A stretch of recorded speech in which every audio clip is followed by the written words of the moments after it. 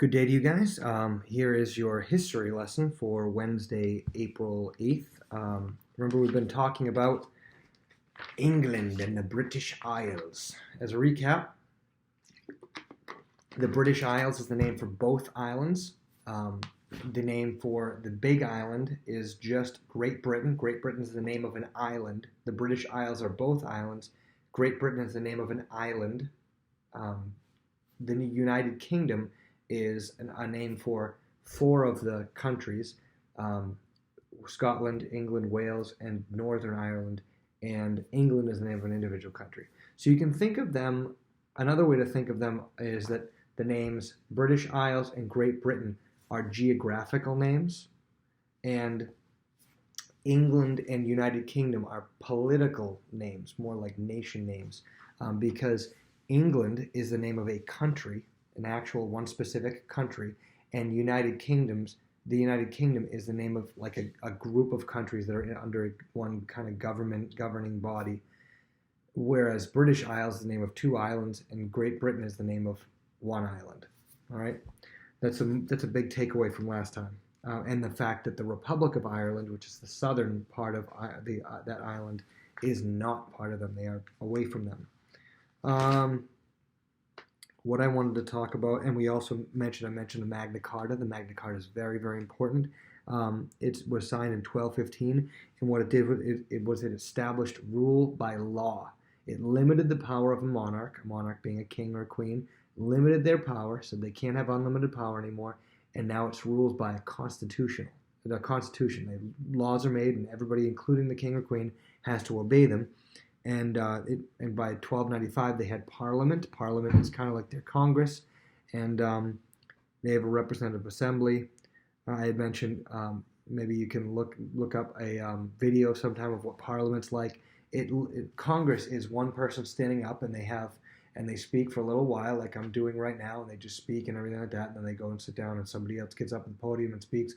England, like everybody speaks at once, and they're all yelling, and they sit at opposite sides of the room, and they just yell, and the guy pounds the gavel, order, order. It's pretty crazy. What I want to talk about now is on page 202. Make sure you have your history book and you are following along. I'm going to read and discuss. The Bible in English. During the Middle Ages, the Roman Catholic Church had much control over the people of England. In 1382, John Wycliffe, we talked about him last time, seeing the great need for people to read the Bible for themselves, produced the first translation of the entire Bible into the English language. That was one of the questions last time. So he used the first one to translate the Bible into English. Before that, it had been in the language of Latin. And obviously Hebrew and Greek and stuff, but the English would read it in Latin. His followers were called Lollards. The followers of John Wycliffe were called Lollards. They eagerly read the handwritten copies of the Wycliffe Bible despite terrible persecution. So first of all, he had wrote them by hand, wrote the entire Bible in English by hand. And now you might have thought this was a very strange thing. They had a lot of persecution. Now you might, who knows, maybe you think, oh, persecution from the Roman government. No. This is persecution from the Catholic Church. It's a very, very strange thing. This is persecution from the Catholic Church itself. You see, in England, and specifically the Catholic Church in England, believed that you were not allowed to read the Bible yourself. I think I touched on this a little bit when we were talking about the last chapter.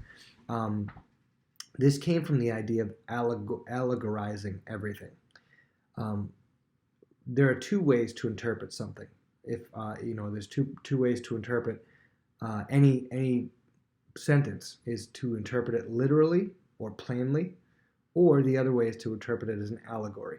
Sometimes an allegory is literally means exactly what it says. An allegory means like, oh, it's just a metaphor, it's just a simile, it's just an expression, right?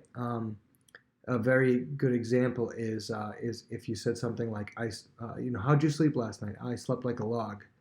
Okay. Now, you would obviously not saying like you were actually like a log in that you were like, log-like, you had insects underneath you, you were in the dirt and everything. That's not what you mean. You slept well. So that's an allegory. You are allegorizing what you said. And sometimes, now that we know language, how you know how somebody's speaking, somebody can have an allegory and be literal in the same sentence sometimes. Somebody saying, "How did you sleep last night?" "Oh, I slept underneath the covers and I slept like a log." Now, we would understand that "I slept like a log," you would understand that's an allegory. But um, "I slept under the covers," if somebody said, "Oh, I wonder what that means. I slept under the covers." Maybe he means philosophically that he was underneath it. And you go into craziness and it'll be like, no, no, no. He just literally means he slept underneath the covers or on top of the covers. That's literal. And so the difficulty is, how can you tell where, language, when somebody's being, metaphorical, when God says, raise you up on wings like eagles, or on eagle's wings. Does God actually have the wings of an eagle? No, it's being metaphorical there. And the difficulty is, where is it metaphorical, where is it not? And really, it's not that difficult. If you're able to read the Bible plainly, you can tell where the Bible means a metaphor and where it doesn't. And so, like, a day is as 1,000 years, and 1,000 years is as a day to God. And so people have thought about that before and said, "Oh, does God say a day is exactly 1,000 years?" No, he's just essentially get the idea behind it, saying God is outside of time. 1,000 years, a day, 1,000 years doesn't matter to him. 1,000 years, 1,000,000 years, time doesn't matter to him because he's outside of it. That's a general idea. But the problem comes if you take things too literally. Then yeah, there can be a few problems like that whole, "Oh, is a day actually exactly 1,000 years to God?" But those problems are pretty easy to fix and be like, no, the general idea of what he's saying. If you take things too allegorically, which means you make everything a metaphor, then you run into what happened with the Roman Catholic Church. What they would do is that they would take essentially anything they didn't like and say, "Well, it's just a metaphor." And they would use it to excuse their behavior, and they would just do whatever they wanted and say that the portion of the Bible that disagreed with that behavior was just a metaphor. And so they would use it to excuse anything. And so the problem was, they would also say, "We don't want regular lay people reading the Bible, because then they might take the Bible literally." Imagine that. They would take the Bible, what the Bible says, and if the Bible says you're not supposed to sin or something, they would think that's real, and basically they wouldn't be able to take advantage of the people anymore. And so they really made this popular. Sometimes they would chain the Bible to the pulpit and not let people read it. Can you believe it? You had to have a key to unlock the one Bible that church had. And so anybody that went to that church had to just listen to what the priest said, and the priest would say things and they'd be like, "Okay, I guess what he says is right. I can't really question it." And so the John Wycliffe is one of the early people that said, "No, I want the people to be able to read. People should be able to read the Bible." And they were like thirsty for the Bible. They were like, anything. I want to get our hands on the Bible. And they would and it would just change hearts so much when they finally were able to read the Bible. And there were terrible persecution. People were put to death. People were burned at the stake, burned alive. They were tied to a post and put wood all the way up to them, and the wood was set on fire, and these people were burned alive until they died. Because of what great crime? Reading the Bible. And this wasn't like an Islamic society or an anti-Christian society or whatever. This is by the church. They were put to death by the church for the heretical crime of reading the Bible. And so these guys were so unbelievably brave. And so John Wycliffe translated the Bible into English, but it was handwritten. Then came two other guys. In Gutenberg's printing press was invented in the 1400s, and he, started printing Bibles, but he printed them in German because he was German. And 1525, William Tyndale produced the first printed version of the New Testament. So Tyndale, and there's a Tyndale House Publishing now, was named after him.